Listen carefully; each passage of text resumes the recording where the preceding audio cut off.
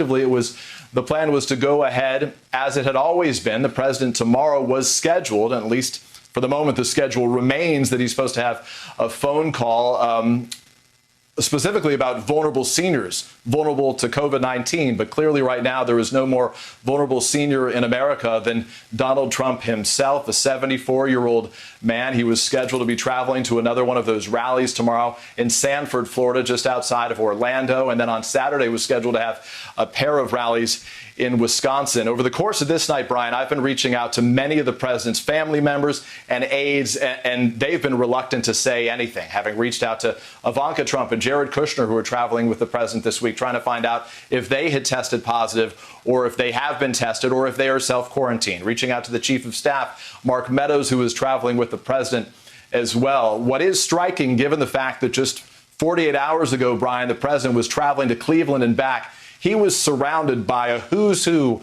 of White House advisors, top Congress members, Jim Jordan of Ohio, the Republican from Ohio, among others, family members. Eric Trump was there.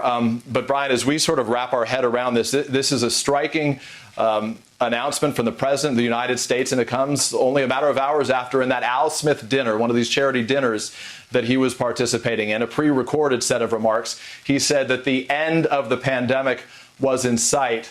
Well, clearly the president is dealing with his own battle with this virus right now, Brian.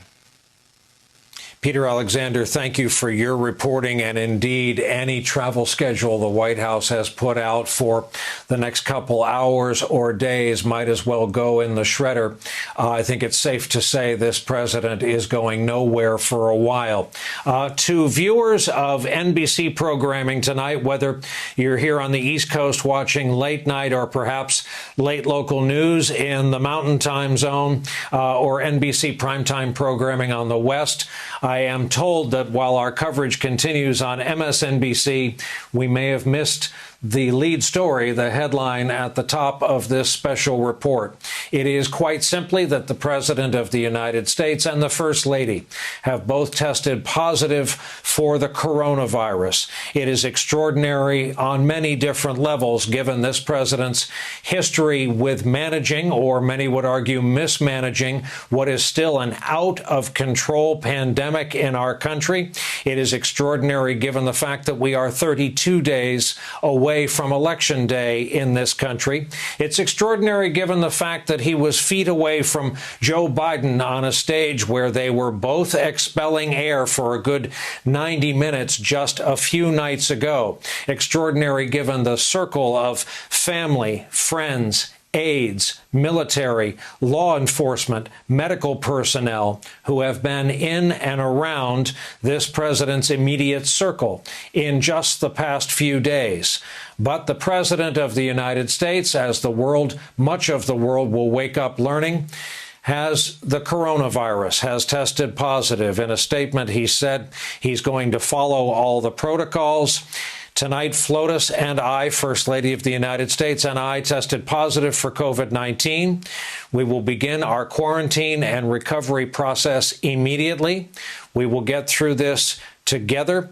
The president's age, of course, puts him in one of those high-risk groups that he is fond of talking about when he, as recently as several times this week, has taken steps to indicate that, in his view, young people are way out of the danger zone. He has even been litigating, as recently as this week, the wearing of masks and mocking his opponent, Joe Biden, for doing so. That is the news we are covering here at this hour, just after 1 a.m. on the East Coast. We wanted to pass it along to all those viewers of the NBC television network. Our live coverage of this developing colossal story continues all evening long on MSNBC. I'm Brian Williams, NBC News.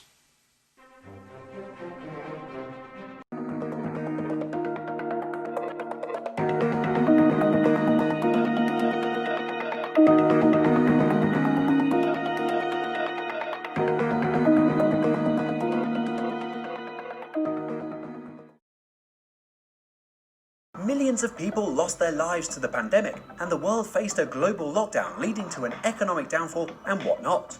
With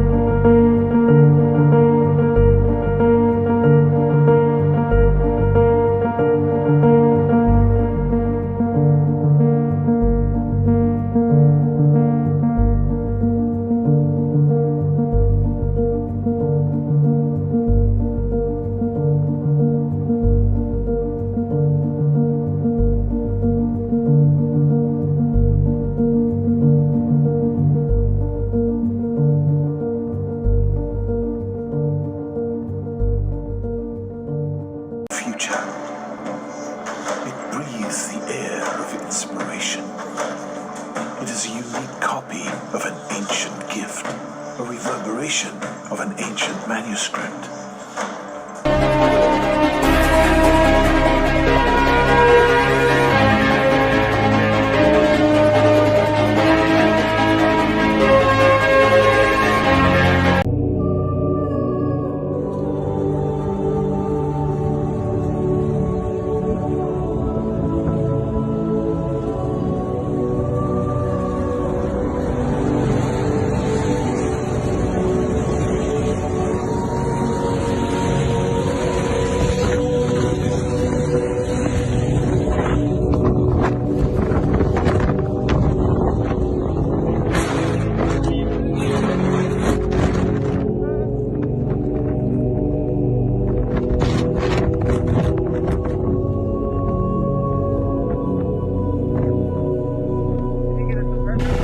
It's like fireballs in the air that explode, cars blowing up before the fire even gets near. It's unprecedented. We've had, loss of life at our little community, and we're all devastated by this.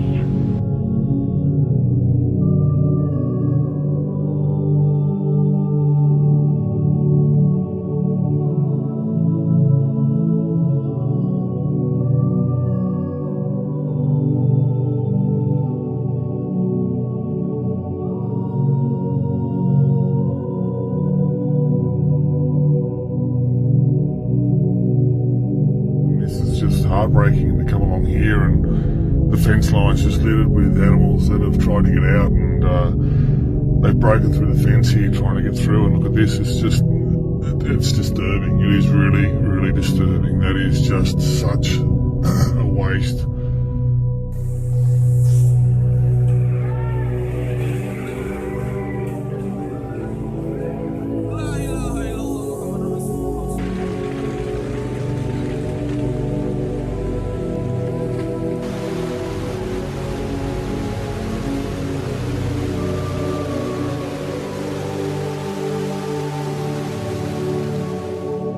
We're going to begin with the chaos in Puerto Rico. A 6.4 earthquake and multiple aftershocks rocking the island just a day after a 5.8 earthquake destroyed multiple homes.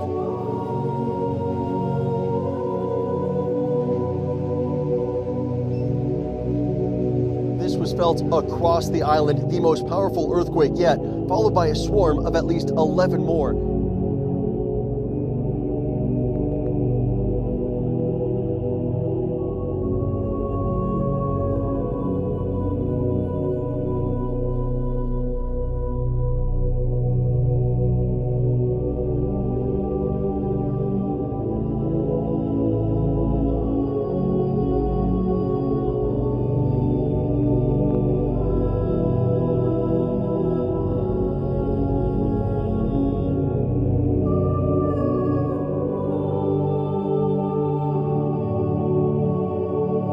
Our volcano has now entered a magmatic eruption phase. Last night it was a phreatic phase where there was lots of steam and ash. Now there is lava flowing from the volcano. Now the other major risk that the scientists are saying is that there could be a volcanic tsunami.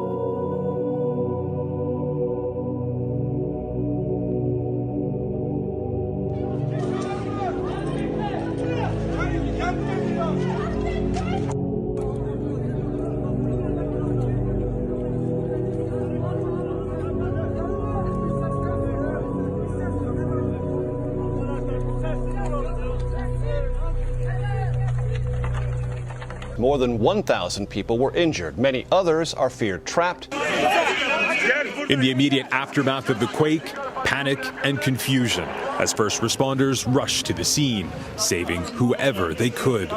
By sunrise, the scale of the disaster was clear. Neighborhoods devastated, homes flattened by the sheer force of the quake. Rescue teams worked in near freezing temperatures.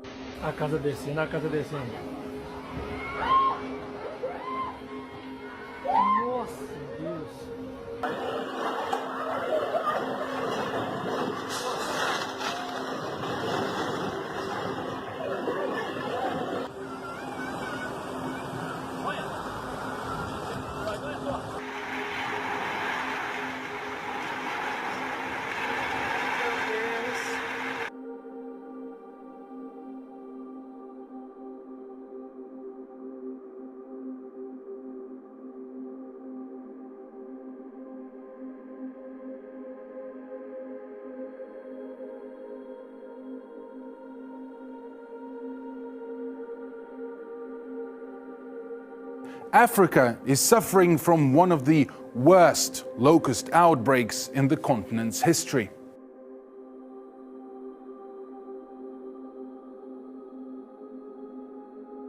For the locals, the infestation means much more than just having to stay indoors. They've eaten everything, farmers complain, brought to the brink of desperation, with their plantations left barren, people facing famine by the voracious swarms of insects, swarms larger than cities. At least 16,000 people have been displaced by floods across 7 regions of Madagascar in recent days. Roads linking northwestern parts of the island to the rest of the country have been washed away.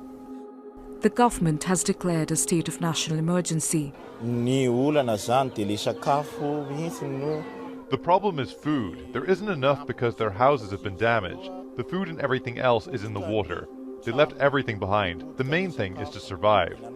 雄狮家族的各位亲友们，各位长辈们，我是金慧，我目前还在武汉汉口这个疫区。我向大家汇报一下，目前我们整个湖北甚至全国的疫情情况。 China's war against coronavirus is being waged around the country as it spreads to every province and territory. So far, the virus is winning, with the number of infections and deaths growing by the day.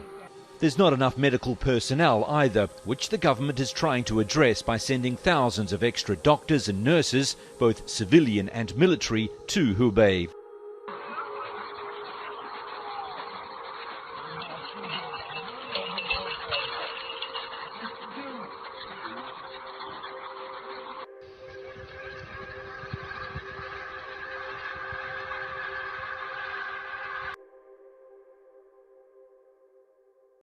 Driven hunger that is making a lot of people hungry already. Then you've got people who face hunger as a result of climate shocks. And if you add all of that, you bring in disease such as this global pandemic, it can be really difficult for a lot of people. The people who are already suffering, those who are poor, those who are living in conflict zones, as you pointed out, they're the ones who suffer the most when anything like this happens.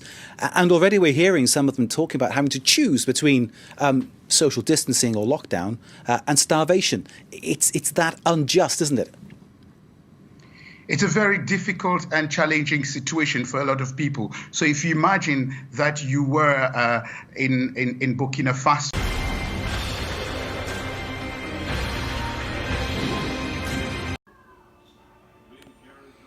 Something out of a movie. The red sky looming over big cities like San Francisco. I just think it's really insane. The zombie apocalypse. We woke up around 7 in the morning, opened the curtains, and it seemed to be nighttime. Here's why we're seeing those strange skies. By the time sunlight reaches the Earth's surface, it's filtered down, leaving behind that blue sky we love to see. The smoke filling the sky from nearby fires filtered the sun's light even more. That leaves the sky with that orange hue that was so widely captured on social media. Explanation or not, it's bizarre. I have never seen something like this in my life. It's It's quite frightening. I hope everyone's safe. I hope everyone keeps safe. As of today, portions of San Francisco have an unhealthy air quality. Experts now say 6 of California's largest wildfires have occurred in 2020, one of them being the Creek Fire.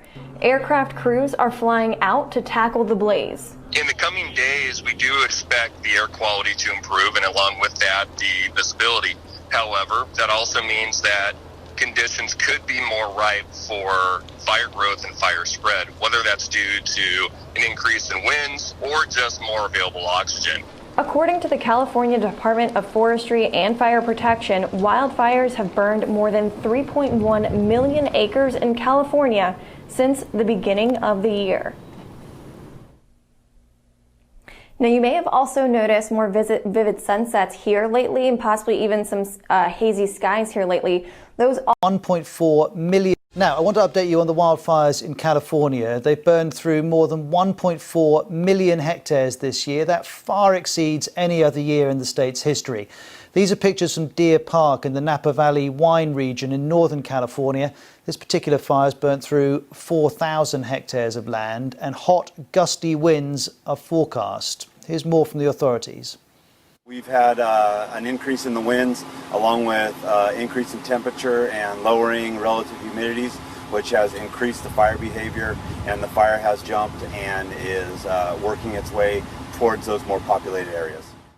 Well, there are 3 fires which have merged near Santa Rosa. That's led to mandatory evacuation orders in Napa and Sonoma counties.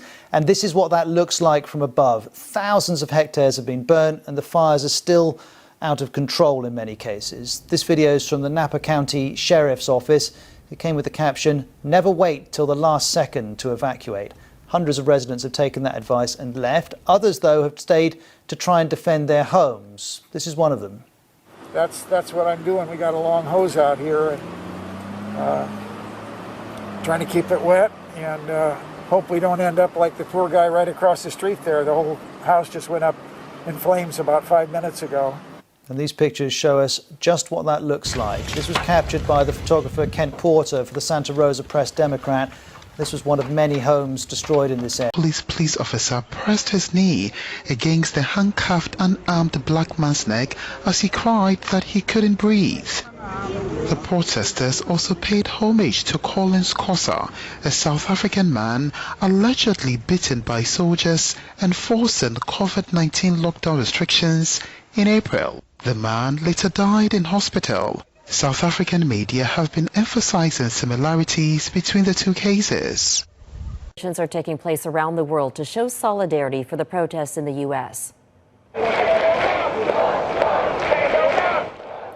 In London, thousands of people gathered in Trafalgar Square with signs while chanting George Floyd.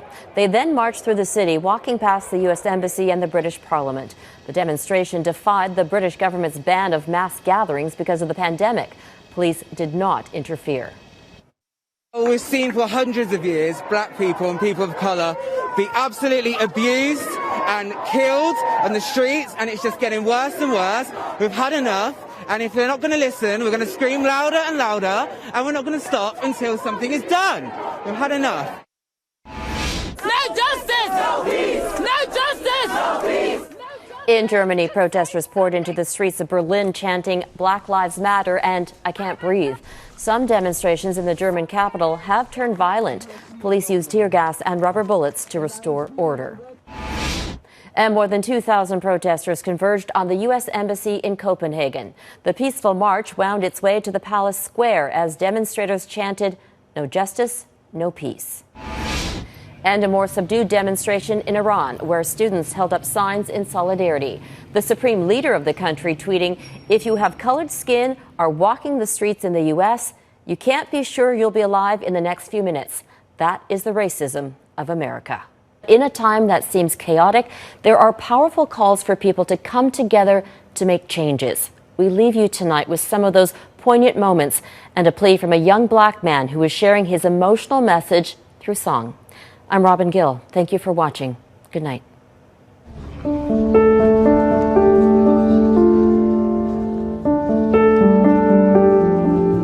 Today, we're asking our community for peace. But I want to be very clear. We are not asking you for patience, and we are not asking you for pacifism. We're asking you to take that energy and use it not to destroy our neighborhoods, but to destroy the historic culture, to destroy the systemic racism. Black lives! Black lives!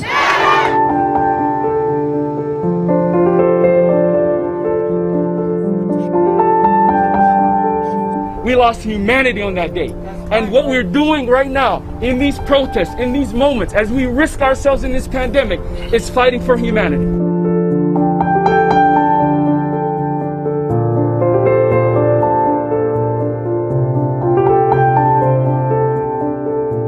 Well, we use this as a moment to say that we will not do what other cities have done, and in fact, we will get better than we've been. And I urge you, and you know who you are, to think long and hard about what you can and should do to devote the passion and the energy that you showed last night in wreaking havoc in our city to doing something different with your life and your talents. I'm standing here because what I saw was my people face to face with this crowd, and everybody's thinking, how can we use force and diffuse it? And I'm not having that. I'm not having that. We're here peaceful. You have a right to be upset, to be scared, and to want to yell.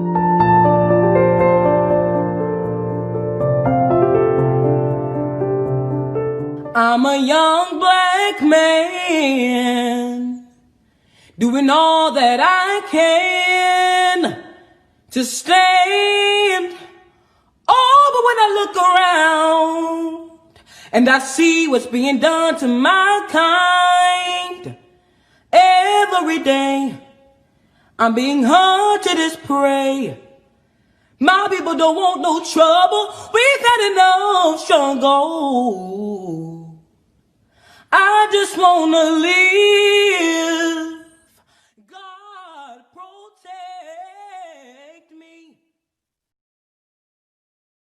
Storms are threatening the food supply of millions. They've devastated thousands of crops as they move across parts of Africa. CNN's Fariza Vinzo takes a look at the problem and finds out why climate change might play a role. For 3 months now, swarms of desert locusts have been eating their way through East Africa. Here in Kenya's Laikipia County, people bang utensils to try and ward off an increasing menace to their livelihoods. All to no avail. The locusts keep coming. A voracious appetite means these locusts eat the equivalent of their own body weight in a single day. And they move with speed on the changing winds, as far as 150 kilometers, almost 100 miles a day. Beans, maize, pasture for animals, nothing stands a chance, raising fears over food security as the farmlands are decimated. And they keep breeding, laying their eggs in the earth in pastoral and agricultural lands.